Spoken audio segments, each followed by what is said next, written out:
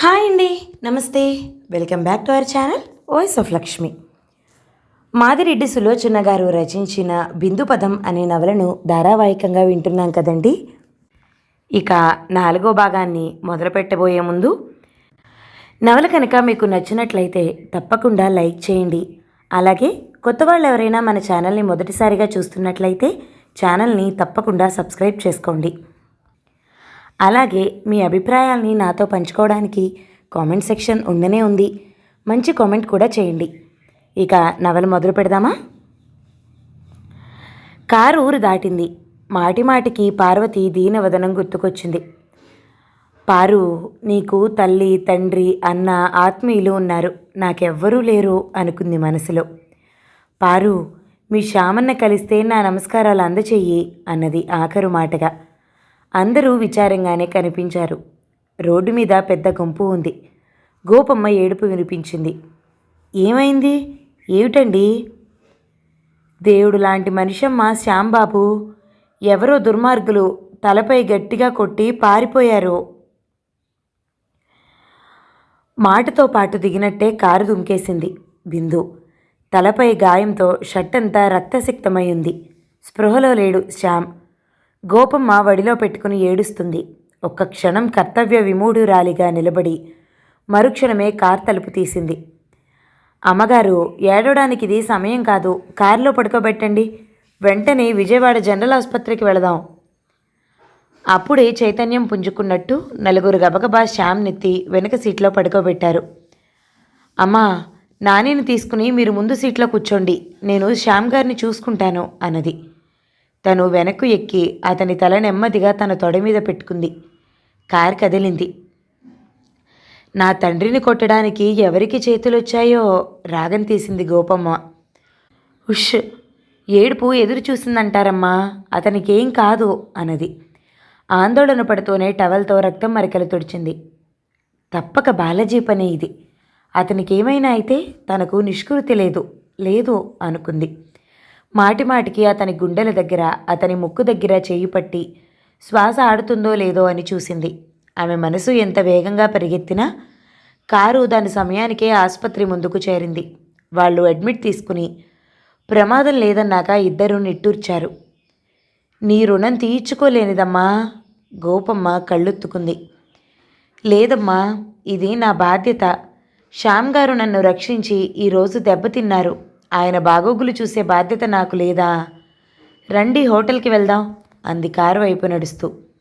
ఎందుకు తల్లి? ఇబ్బందిగా చూసింది గోపమ్మ. అలా అనకండమ్మా, మీరొస్తే నేను సంతోషిస్తాను అంది. ఇద్దరూ బయలుదేరారు. దారిలో పాల డబ్బా, సీసాలు, చిన్న ఫ్లాస్క్ కొన్నారు. రేపు ఉదయం వెళ్ళి మీ బట్టలు, నాని బట్టలు తెచ్చుకోండి అంది. హోటల్కి వెళ్తూనే గోపమ్మ చేత కాఫీ తాగించింది. నానికి పాలు కలిపి పట్టింది. ఆమె నిద్రపోయింది. బిందు లేచి స్నానం చేస్తూ రక్తసిక్తమైన శ్యామ్ ముఖమే గుర్తుకు తెచ్చుకుంది. భోజనం రాగానే గోపమ్మను లేపింది. ఆమె తింటూ తన దుస్థితికి బాధపడి శాపనార్థాలు పెట్టింది. ఆ డాక్టర్కు నాలాంటి స్థితే రాని, తాగిందో తందనాలాడిందో నా బిడ్డను పొట్టన పెట్టుకుంది. కోడలిలా ఏనాడూ ప్రవర్తించలేదు. బాధను బలవంతంగా అదిమి పట్టింది బిందు. బాధ్యత గల డాక్టర్ ఇలా తయారైతే మాలాంటి వాళ్ళకి దుఃఖం కాక మిగిలేదేమిటే అమ్మా. నా ఉసురు తగలకపోదు. చెయ్యి కడిగేసుకుంది బిందు. అమ్మా, మీ శాపనార్థాలకు బలి కావడానికి ఆ డాక్టర్ అమ్మ బతికిలేదు. తన అసమర్థతకు చింతించి తట్టుకోలేక ఆత్మహత్య చేసుకుంది అంది కన్నీరు అదిమిపట్టి. నిజమా? నిజమా? గోపమ్మ అడిగిన దానికి అంతా చెప్పింది బిందు. ఒక్కసారిగా గట్లు తెగిన వాగులా వచ్చిన దుఃఖాన్ని ఆపుకోలేక దిండులో తలదూర్చి బావురుమంది. మీకు కొడుకు మనవడు మిగిలారమ్మా. నాకే ఉంది. ఎటు చూసినా అమ్మ సంపాదించిన డబ్బు కాజేద్దామని చూసే రాబందుల్లాంటి బంధువులు, ఒంటరితనం. బిందుని మాట్లాడనీలేదు. ఆర్తిగా లేపి హృదయానికి అత్తుకుని వెన్ను నిమిరింది. బిందు, అలా అనకు తల్లి. విధి ఎందుకు ఆటలాడిందో మన జీవితాలతో. ఇక నుండి నీనా అనే భేదం మన మధ్య ఉండరాదు అన్నది. నాని కెవ్వుమన్నాడు. గోపమ్మ లేచింది. బిందు కళ్ళు తుడుచుకుని నానిని తీసుకుంది. 5 నిమిషాల్లో ఆమెకు పసిపిల్లలను చూడటం బొత్తిగా రాదని తెలిసిపోయింది. నవ్వుతూ తనే తీసుకుంది. సాయంత్రం ఆసుపత్రికి వెళ్ళేసరికి శ్యామ్ సుందర్ కోలుకున్నాడు, కానీ జ్వరం వచ్చింది. నొప్పికి మూలుగుతున్నాడు. ఎలా ఉంది? బిందు ప్రశ్నకి తలెత్తి చూశాడు. మన అదృష్టం బాగుండి ఆ సమయానికి అమ్మాయి వచ్చింది అన్నది గోపమ్మ. అతను తల తడుముకుని ఒక్క చిరునవ్వు నవ్వాడు. నొప్పి చాలా ఉందా? బిందు అడిగింది. అతను తల అడ్డంగా ఊపాడు. నానిని పిలవలేదు, మాట్లాడలేదు. బిందు కంగారుగా డాక్టర్ దగ్గరికి వెళ్ళింది. నథింగ్ టు వర్రీ, మత్తు మందిచ్చాము, కాస్త దెబ్బ బలంగానే తగిలింది, 2 రోజుల్లో కోలుకుంటాడు అన్నారాయన. శారదమ్మ పరిచయం చెప్పాక చాలా గౌరవించాడాయన. థ్యాంక్ యూ డాక్టర్, బయటకొచ్చిందామె. ఏమన్నారమ్మా? గోపమ్మ ఆదుర్దాగా ప్రశ్నించింది. ప్రమాదం ఏం లేదమ్మా, డాక్టర్ గారు చెప్పిన విషయాలు చెప్పింది, వేడి పాలు తాగించింది. బిందును పరీక్షగా చూశాడు శ్యామ్. Thank you. ఆమెకు సంతోషంతో గంతులు వేద్దామనిపించింది. అతను మౌనంగా ఉంటే మాట పడిపోయిందేమోనని భయం పట్టుకుంది. Mention not. అతను కళ్ళు మూసుకోగానే దుప్పటి కప్పింది. ఇద్దరూ బయటికి వచ్చారు. అమ్మా, శ్యామ్ సుందర్ గారిని డిశ్చార్జ్ చేస్తే నేను హైదరాబాద్ తీసుకెళ్తాను. అతడు 2 విషయాలు అర్థం చేసుకోవాలమ్మా, గోపమ్మతో అన్నది బిందు. ఏమిటమ్మా? జీవితం తన కోసం, తన వారి కోసమని సరళ మరణించినంత మాత్రాన అంధకార బంధురం కాదని తెలియచేయాలి. డాక్టర్లు దేవుళ్ళు దయ్యాలు కారు, మనుషులు ఆపాదిస్తారు. కష్టతరమైన కేసు బాగు చేస్తే దేవుడంటారు, ప్రమాదవశాత్తు మరణిస్తే డాక్టరు రాక్షసుడు అంటారు. ఆ భావం తొలగించాలి అంది ఆవేశంగా. అలాగే కానీ తల్లి, ఇంత జాగ్రత్తగా చూసుకుంటామనే ఆత్మీయులు ఎవరున్నారు? వాడి బావమరిది కూడా ఇటు రావటం లేదు. కంటతడి పెట్టింది గోపమ్మ. మీకు చెప్పగలదాన్ని కాదు, కానీ అనుభవంతో ఆలోచించండి. చెల్లెలుండగానే చూసేవారు అరుదు, చెల్లెలు మరణించాక గుర్తుంచుకుంటారా? అవునే తల్లి, ఆ విషయమే గుర్తుకు రాలేదు. వారం వారం వచ్చి చూసుకుంటాను అన్నది పెద్ద భారం నింపుకున్నట్టు. మాకు వీలున్నప్పుడు మేము వస్తాం అన్నది. చటుక్కున వంగి ఆమె పాదాలకు నమస్కరించింది. ఈ పథం పతనం కాకూడదని, సక్రమమైన మార్గంలో నడవాలని ఆశీర్వదించండమ్మా. మా అమ్మ వల్ల తెలుసో తెలియకో జరిగిన ఈ పొరపాటును సరిదిద్దడానికి అవకాశం ఇవ్వండి అంది. గోపమ్మ లేపి హృదయానికి హత్తుకుంది. ఆనందంతో మాట రాలేదు. ఆశీస్సులు అందజేస్తున్నట్టు కన్నీటి బొట్లు రాలి ఆమె తలపై పడ్డాయి. నాని ఏడ్చే వరకు అలాగే ఉండిపోయారు. సాయంత్రం ఆసుపత్రికి వెళ్ళేసరికి శ్యామ్ వార్తాపత్రిక చూస్తూ ఆలోచిస్తున్నాడు. Good evening. గుడ్ ఈవినింగ్, రండి. అదే గంభీరమైన నిర్లిప్తమైన నవ్వు అతని ముఖంపై నర్తించింది. నేను రేపు వెళదాం అనుకుంటున్నాను, గోపమ్మ అన్నది. మంచిది అన్నాడు. డాక్టర్తో మాట్లాడారు.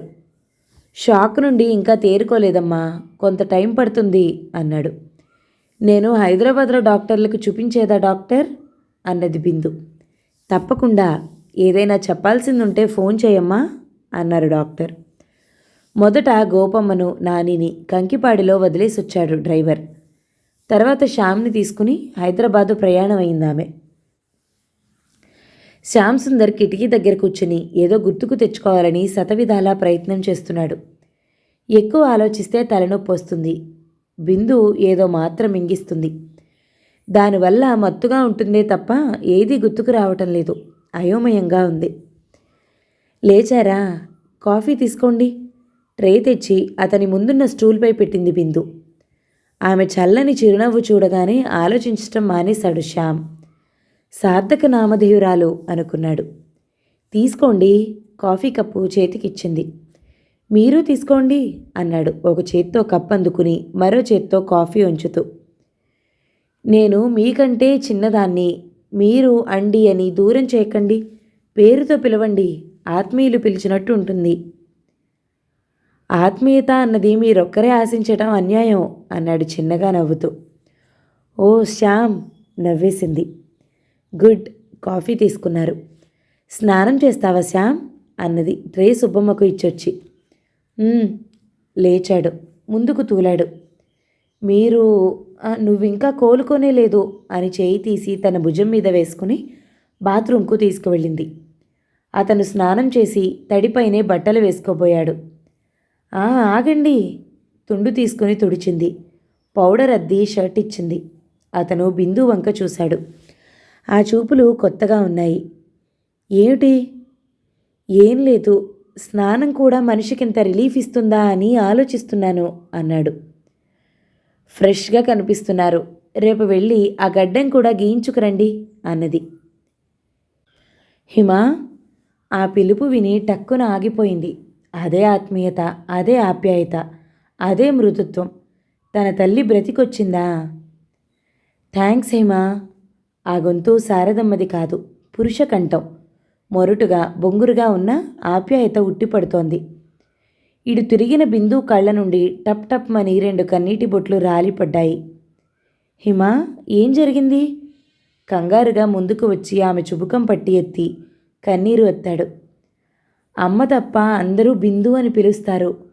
హిమ అని మీరు పిలిస్తే హృదయపు లోతుల్లో కప్పెట్టిన జ్ఞాపకాలు బయటికొచ్చాయి అంతే అన్నది అతని చెయ్యి మృదువుగా తొలగిస్తూ. సారీ, మీ అమ్మగారు లేరా? నా జ్ఞాపకాల నిండా ఆవిడే ఉన్నారు, రండి అన్నది ముందుకు వెళ్తూ. మళ్ళీ ఆ పేరుతో పిలవను. వద్దొద్దు, ఆ పిలుపు వింటుంటే నాకు కొండంత అండ ఉందని ధైర్యంగా ఉంటుంది. అలాగే పిలవండి. కిందికొచ్చి ఇద్దరూ పలహారాలు చేశారు. కాసేపు తోటలో తిరుగుతారా? ఇద్దరూ కలిసి తోటలో తిరిగారు. ఇంట్లోకి వస్తూ ఎదురుగా ఉన్న ఫోటో చూసి క్షణం ముఖం చిట్లించాడు. మీ అమ్మగారిదా? అమ్మా నాన్నది. అవును, కొంపతీసి నాదనుకున్నారా ఏమిటి? ఒక్క క్షణం అలా అనుకున్నాను. కట్టుబొట్టు చూసి కాదనుకున్నాను అన్నాడు మెట్లెక్కుతూ. అతను గదిలో విశ్రాంతిగా నడుం వాల్చాడు. ఆమె రికార్డు ప్లేయర్ వేసి పంకజ్ మల్లిక్ పాటలు పెట్టింది. నీకు క్లాసికల్ మ్యూజిక్ అంటే ఇష్టమా? కాదు, మమ్మీకి చాలా ఇష్టం. ఆమె గదిలో నుండి పాట వినిపించిందంటే మీరు మరో ఆలోచన లేకుండా 5 గంటలైందనుకోవచ్చు. రికార్డు ప్లేయర్ ఆమె బయటికి వెళ్లే వరకు మోగుతూనే ఉండేది అన్నది. మరి నీకు అలవాటు రాలేదా? ఆమె మరణించగానే ఎన్నో సమస్యలు, ఎన్నో కష్టాలు, వాటి నుండి పారిపోయి మీ ఊరొచ్చాను. అతను బొమ్మలు ముడిచాడు. అతని భావాలను చదివి అతనేదో గుర్తుకు తెచ్చుకోవాలని ప్రయత్నిస్తున్నాడని అర్థమైంది. అబ్బా, తల పట్టుకున్నాడు. మళ్ళీ తలనొప్పి వచ్చిందా? ఆదుర్దాగా వెళ్ళి అతని కణతలు ఒత్తుతూ కూర్చుంది. భరించలేని బాధ అనుభవిస్తున్నట్టు అనుభూతి కలిగిస్తున్నాయి ఆ ముఖ కవళికలు. మాత్ర ఇస్తాను. లేచింది. వద్దు హిమ, ఈ తలనొప్పిలో కొంతైనా గుర్తుకొస్తుంది. మాత్ర వేసుకుని మత్తులో పడిపోలేను అన్నాడు దిగులుగా. రిలాక్స్ శ్యామ్, టెన్షన్ మంచిది కాదు. అతని పక్కన కూర్చుని కణతలు రుద్దింది. చలే పవన్కి చాల్ అంటూ పంకజ్ మల్లి కంఠం గంభీరంగా నెమ్మదిగా సాగిపోయే నదిలా సాగిపోతుంది. అతని ముఖం క్రమక్రమంగా మారిపోయి మామూలుగా అయింది. తన కణతలు నొక్కుతున్న ఆమె చేతిని తన చేతిలోకి తీసుకున్నాడు. తన పెదవులకు తాకించుకున్నాడు. మీకు పళ్ళరసం తెస్తానుండండి. ఎర్రబడిన ముఖం దాచుకుని వెళ్ళింది. శ్యామ్ తలెత్తి చూశాడు. పళ్ళరసంతో వచ్చిన బిందు ముఖంలో ఇంకా ఎరుపు రంగు పోలేదు. ఆమె పళ్ళరసం ఇచ్చింది. హిమా, కూర్చో, నీ స్పర్శలో ఏదో మత్తుంది అన్నాడు. ఆమె మాట్లాడలేదు. అది ఏకాంతం. యువతీ యువకుల వయస్సు రేపే భావాలకు అర్థం చెప్పగలవారెవరు? అతను రసం తాగాడు. పాటలు ఆగిపోయాయి. అతనికి పుస్తకాలు తెచ్చి ఇచ్చింది. చదువుకుంటారా? వద్దు హిమ, నువ్విలా కబుర్లు చెప్తూ కూర్చుంటే బాగుంది అన్నాడు. అతని సమక్షంలో ఆమె ఎక్కడికో తేలిపోతుంది. ఆ విషయం అతనికి ఎలా చెప్తుంది? ఆమెకు అర్థం కాని విషయం ఒక్కటే, అతను గతించిన విషయాలు మర్చిపోయాడా? మర్చిపోయినట్టు నటిస్తున్నాడా? అమ్మా, వంట అయింది, సుబ్బమ్మ పిలిచింది. భోజనం చేద్దాం పదండి అన్నది పడిలేచే కడలి తరంగంలా ఉన్న హృదయాన్ని అదుపులో పెట్టుకుంటూ. ఇద్దరూ భోజనం చేశారు. అతను విశ్రాంతికని ఉరికి నిద్రలోకి జారిపోయాడు. అతన్ని చూస్తూ అలాగే కూర్చుంది. అందానికి మారుపేరుగా మగసిరి ఉట్టుపడే ఈ మనిషికి కష్టాలు రావటం చిత్రంగా ఉంది అనుకుంది. ఏమీ తోచక వార్తాపత్రిక తీసుకుని సిటీ డైరీ చూసింది. రవీంద్ర భారతిలో పిడికెడు బియ్యం నాటిక గురించి ఉంది. ఏమండి, మీకు నాటకాలంటే ఇష్టమా? తల పంకించాడు శ్యామ్. అయితే వెళ్దాం పదండి అన్నది పేపర్ కింద వేసి లేస్తూ. అతను లేచాడు. అతను లాల్చీ పైజమా వేసుకున్నాడు. ఆర్గండి వాయిల్ చీర కట్టుకుని తయారై వచ్చింది బిందు. అచ్చు భగ్న ప్రేమికుల్లా ఉన్నారు అన్నది కిలకిలా నవ్వుతూ. అతని ముఖంలో మారే రంగులు చూసి మాట మార్చేసింది. ఫోన్ చేసి టికెట్లుంచమని చెప్పింది. సర్వసాధారణంగా నాటకాలకు కరెంటు బుకింగ్స్ ఉండవు ఆంధ్రప్రదేశ్లో. బెంగాల్, మహారాష్ట్ర, తమిళనాడులో బాగా అభివృద్ధి చెందింది. ఆలోచిస్తూ థియేటర్లోకి వెళ్ళింది. ఇద్దరూ ఒకరి పక్కన ఒకరు కూర్చున్నారు. మీరెప్పుడైనా ఈ థియేటర్కి వచ్చారా? వచ్చానా? ఆలోచనలో పడ్డాడు. 5 నిమిషాల్లో అతని నుదురు చెమటమయం అయింది. శ్యామ్, మామూలుగా అడిగిన వాటిని కూడా అంత సీరియస్గా తీసుకుంటే ఎలా? అతని చేతిపై చేయి వేసి నిమురుతూ అంది. అతను ఆ చేతి నుండి చల్లదనమంతా తన శరీరంలోని అణువణువులో ప్రవేశించినట్టు అనుభూతి చెందాడు. హిమా, నువ్వు సార్థక నామధేయురాలివి అన్నాడు. ఏమిటి? ఏం లేదు, ఎప్పుడో ఇక్కడ డాన్స్ ప్రోగ్రాం చూసినట్టు గుర్తుంది అన్నాడు. ఆమె ఏదో మాట్లాడబోయేటంతలో తెరలేచింది. బోధివృక్షం కింద జ్ఞానోదయం కలిగిన బుద్ధుడు తన శిష్యులతో కూర్చుని ఉన్నాడు. జీవన మరణ రహస్యాలు చర్చిస్తున్నాడు. స్వామి, స్వామి, నాకు పుత్రభిక్ష పెట్టండి, నాకు పుత్రభిక్ష పెట్టండి. దీనాతి దీనంగా విలపిస్తూ ఒక స్త్రీ బుద్ధుని పాదాల ముందు మోకరిల్లింది. ఆయన చిన్నగా నవ్వారు. వెన్నెలలు కురిసిన నవ్వది. అమ్మా, లేలే, ఏం జరిగింది? మీ అమృతవాక్కుతో అమ్మా అని పిలిచారా స్వామి? నా బిడ్డకు ముద్దులు మూటగట్టే నా బిడ్డడు మరణించాడు. మీరు సర్వం ఎరిగినవారు, పుత్రభిక్ష పెట్టండి. సరే, మృత్యువు లేనింటా పిడికెడు బియ్యం తీసుకురా. పిడికెడు బియ్యమా? తెస్తాను. ఆమె వచ్చినంత వేగంగా వెళ్ళిపోయింది. మనిషి సుఖదుఖాలకు అతీతుడిగా మారాలని గౌతముడు తన శిష్యులకు బోధిస్తూ ఉండగానే లైటు మబ్బుగా మారి వెంటనే వెలుగు వచ్చింది. తెరపై సూర్యోదయం అయినట్టు భ్రమ కలిగింది. బుద్ధుడు మఠం వేసుకుని కూర్చున్నాడు. అంత క్రితం వచ్చిన స్త్రీ శోకమూర్తిలా వచ్చింది. జుట్టు విరబోసుకుంది. బియ్యం దొరికాయా? భగవాన్, నా కళ్ళు తెరిపించారు. ప్రకృతిలో గాలి, నీరులా మృత్యువు అనివార్యం. ఒక ఇంట్లో భార్య పోయిన భర్త విలపిస్తున్నాడు. మరో ఇంట్లో తల్లిని కోల్పోయిన కొడుకు విలపిస్తున్నాడు. వేరొక ఇంట్లో శ్యామ్ అశాంతిగా అటూ ఇటూ కదిలాడు. హిమా, వెళ్ళిపోదామా? లేచాడు శ్యామ్. అతడిని అనుసరించింది. అతను భోజనం కూడా సరిగ్గా చేయలేకపోయాడు. శ్యామ్, గౌతమ్ బుద్ధుడు జీవిత సత్యాన్ని ఎంతో మృదువుగా ఆమె బాధపడకుండా అర్థం చేసుకునేలా చెప్పాడు కదూ అన్నది అతని వంక పరీక్షగా చూస్తూ. లేచి వెళ్ళి చేయి కడిగేసుకున్నాడు. అతను పైకి వెళ్ళిపోయాడు. పళ్ళు బోర్నువిటా తీసుకుని తను వెళ్ళింది. కిటికీ దగ్గర నిలబడి చీకటిలోకి చూస్తున్నాడు. శ్యామ్ నెమ్మదిగా అతని భుజంపై చేయి వేసింది. హిమా, నాకేదైనా మాత్రివ్వవా? ఈ పరిసరాలు, నన్ను నేను మర్చిపోయి నిద్రపోవాలి అన్నాడు మెల్లిగా. మీరు కడుపు నిండుగా తినండి, నిద్ర ఎలా పారిపోతుందో నేను చూస్తాను అంది నవ్వుతూ. అతను పాలు మాత్రం తాగాడు. నుదుటి మీద వేళ్లతో మృదువుగా రాస్తూ ఉండగా నిద్రలోకి జారిపోయాడు. ఆమె లేచింది మెల్లగా. అతడిని బాగు చేయిపోయి తను పిచ్చిదవుతుందా ఏం? శ్యామ్ కొరకు తనింతగా తప్పించిపోతుందెందుకు? జాలితోనా? కాదు, అభిమానం, ఆరాధనతోనే. అతను చనిపోయిన భార్యను ప్రేమిస్తున్నాడన్న అసూయ కలగటం లేదు. పురుషుడి హృదయంలో స్త్రీకి ఒక ఉన్నత స్థానం ఉన్నందుకు గర్వపడుతుంది. మరింత ఆకర్షితురాలవుతుందామె. పేపర్ పెన్ను తీసుకుని గోపమ్మకు ఉత్తరం రాసింది. శ్యామ్ బాల్కనీలో కూర్చుని వార్తాపత్రిక తిరిగేస్తున్నాడు. సుబ్బమ్మ కాఫీ కప్పుతో వచ్చింది. హిమబిందు లేవలేదా సుబ్బమ్మ? అతను పేపర్ మడిచిపెట్టాడు. లేచారయ్యా, ఏడుస్తూ తోటలో కూర్చుంది అన్నది ఉదాసీనంగా. ఏడుస్తుందా? ఎందుకు? నోటి దగ్గర పెట్టుకోబోయిన కప్పు బల్ల మీద పెట్టేశాడు. పాపం ఈరోజు శారదమ్మే బ్రతికుంటే పెళ్ళి అంత హడావిడి ఉండేది. బిందు తల్లి పుట్టినరోజంటే అమ్మగారికి అదో మరుపురాని రోజు. తన కింది వారికి బట్టలు పెట్టేది, దగ్గర బంధువులకు పార్టీ ఇచ్చేది. ఎంత పని ఉన్నా కూతురికి కొత్త బట్టలు తెచ్చేది. అంతా గుర్తుకొచ్చిందేమో. తను కళ్ళొత్తుకుంది సుబ్బమ్మ. అతనేం మాట్లాడలేదు. చరచరా కిందికి దిగి వచ్చేశాడు. తోటలో సిమెంటు బెంచిపై కూర్చుని నీలిమేఘాలలో పాట వింటుంది బిందు.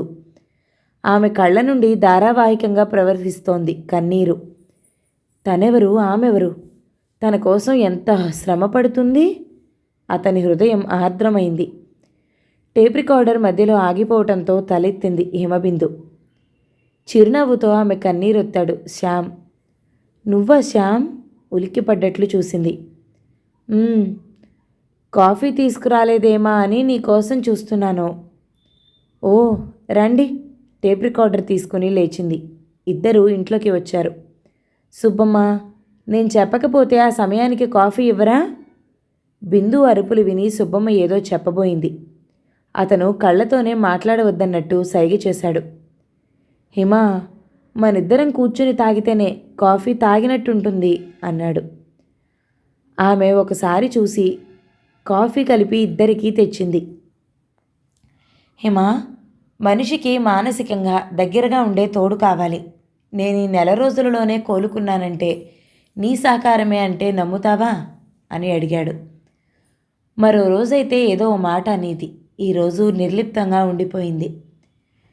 ఈరోజు 1 గంట బయటికి వెళ్ళడానికి అనుమతి కావాలి హిమా. గోవింద్ కూడా వస్తాడు. అలాగే. అతను స్నానం చేసి బట్టలు మార్చుకుని కిందికి వచ్చాడు. బిందు కనిపించలేదు. సుబ్బమ్మ, హిమబిందు పుట్టినరోజు ఎప్పటిలా జరగాలి. ఆమెతో అరగంట మాట్లాడి బయటికి వెళ్ళిపోయాడు. సుబ్బమ్మ పాయసం చేసి బిందు గదిలోకి వచ్చింది. తల్లి ఫోటో ముందు కూర్చుని ఏడుస్తోంది బిందు. లేమ్మా, తలంటుకుందూరా లేపింది. సుబ్బమ్మ, మమ్మీ నన్ను ఒంటరిదాన్ని చేసింది. ఉప్పెనలా వచ్చిన దుఃఖాన్ని సుబ్బమ్మ చేతుల్లో ఒదిగిపోయి తీర్చుకుంది. నాకే దిగులుగా ఉందమ్మా. ఏం చేస్తాం? లే, ఆమె ఆత్మ శాంతించాలంటే నువ్వు కళకళలాడుతూ కనిపించాలి అన్నది. బిందుకి సుబ్బమ్మ తల రుద్దింది. తల ఆరబెట్టుకుంది. అలా తల ఆరబెట్టుకునేసరికి తల్లి చీర తెచ్చి ఇచ్చేది. ఆ చీర కట్టుకునేది. భగవంతుడికి నమస్కరించమ్మా అనేది తల్లి. నువ్వే నాకు భగవంతుడివి మమ్మీ అని ఆమెకు నమస్కరించేది. సుబ్బమ్మ తెచ్చిన పాయసం కూతురికి తినిపించేది. మళ్ళీ కూతురు తల్లికి తినిపించేది. ఆ తతంగమంతా తలుచుకుని నిట్టూర్చింది. బీరువా దగ్గరకు వెళ్ళింది. హిమా, చెమటలు కక్కుతూ వచ్చాడు శ్యామ్. ఏమిటిది? ఆమె ప్రశ్న పూర్తి కాక పూర్వమే తెల్లని చందేరీ చీర ఆమె భుజాలపై పడింది.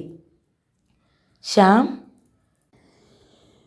నా కోసం నువ్వింత శ్రమ పడుతున్నావో, నీకు కావలసిన వారి నిష్ఠూరాలు భరిస్తున్నావో, ఈ ఒక్కరోజు నీకు సంతోషం కలిగించే పని చేయకూడదా హిమా? శ్యామ్ అతని భుజం మీద తలవాల్చింది. వెళ్ళి కొత్త బట్టలు కట్టుకురా అన్నాడు నిదానంగా. ఆమె వెళ్ళి ముస్తాబై వచ్చింది. అప్పటికే సుబ్బమ్మ మల్లెల మాల, పాయసం కప్పులు తెచ్చి అతని ముందు పెట్టింది. ఆమె వంగి అతని పాదాలకు నమస్కరించింది. అతను మల్లెల మాల ఆమె తలలో తురిమాడు. ఎంత ఆపుకున్నా కన్నీరు ఆగటం లేదు బిందుకు. అతను స్పూన్తో పాయసం ఎత్తి ఆమె నోటికి అందించాడు. కొంచెం మొహమాట పడినా అతని కళ్ళలోని ఆరాధన చూసి తీసుకుంది. ఇద్దరూ పాయసం తినేశారు. ఒక్క మాట అడిగినా శ్యామ్? నువ్వేమడుగుతావో నాకు తెలుసు. ఈరోజు మాత్రం నువ్వు మునుపటిలా ఉత్సాహంగా ఉండాలి. ఇద్దరం గతం మర్చిపోవాలి అన్నాడు. ఆమె నిట్టూర్చింది. భోజనాల సమయానికి లాయర్ విశ్వనాథ్, డాక్టర్ చంద్రశేఖరం కుటుంబం వచ్చింది. బిందు ఆశ్చర్యంగా చూసింది. సుబ్బమ్మ ముసిముసిగా నవ్వింది. ఎప్పటిలా ఆనందంగా భోజనాలు ముగించారు. చంద్రశేఖరం దంపతులను సాగనంపుతూ వెళ్ళింది బిందు. బిందు, శ్యామ్ సుందర్ గురించి తెలుసు అంకుల్. నలుగురు నానా మాటలు చెప్తున్నారు. అవునా? అతను దాదాపు కోలుకున్నట్టే అంకుల్. మరికొన్ని రోజులలో ఉద్యోగంలో చేరిపోతాడు అన్నది. అది నిజమేనమ్మా. నీ బాధ్యత అనుకున్నావు కానీ భవిష్యత్ ఏమిటని ఆలోచించలేదు. నిన్న క్లబ్లో మీ మావయ్య ఒకరిద్దరిని చంపేసేవాడే అన్నది చంద్రశేఖరం భార్య. అంత అసభ్యంగా మాట్లాడుకుంటున్నారా? బిందు ముఖం వెలవెలపోయింది.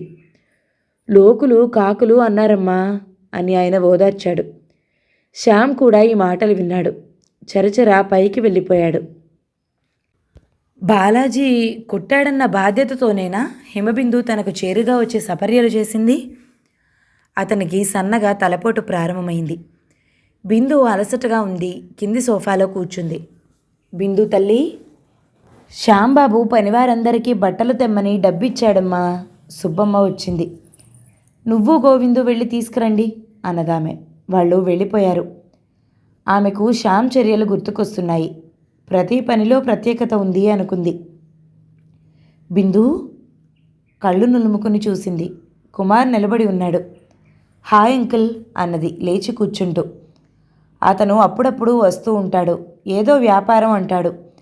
అవేమీ ఆలోచించదు కానీ ఒకే ఒక్క ఆనందం. తన తండ్రి ప్రతిరూపం అతనిలో కనిపిస్తుంది. నీ ముఖంలో ఏదో కొత్త కళ ఉట్టిపడుతోంది.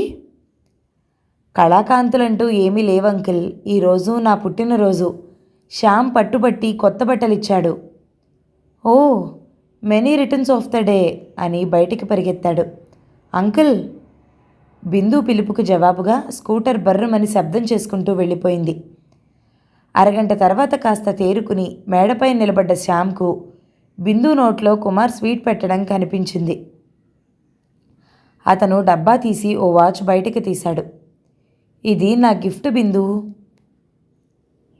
ఆమె కళ్ళు ఒత్తుకుని చేయి ముందుకు చాపింది. అతను మణికట్టు సుతారంగా పట్టుకుని వాచ్ కట్టాడు. థ్యాంక్ యూ అంకిల్ అని తలెత్తి చూసింది. ఈ అంకిల్ అన్న పదం అగమ్యగోచరంగా ఉంది. తన పట్ల బిందుకున్న భావం ఏమిటి? బాధ్యత బాధ్యత అని ఎవరో ఎలుగెత్తి చాటారు. అతనికి ఆప్యాయంగా ఫలహారం పెట్టింది. ఉత్సాహంగా కబుర్లు చెప్తుంది. బిందు, ఆనాడు నువ్వే కనుక ఆదుకోకపోతే ఈనాడు. చాలే, ఆత్మీయులకు ఆ మాత్రం చేయకపోతే ఈ డబ్బుకు విలువ లేదు అంది. ఆత్మీయుడా? ఏ రకమైన ఆత్మీయుడు?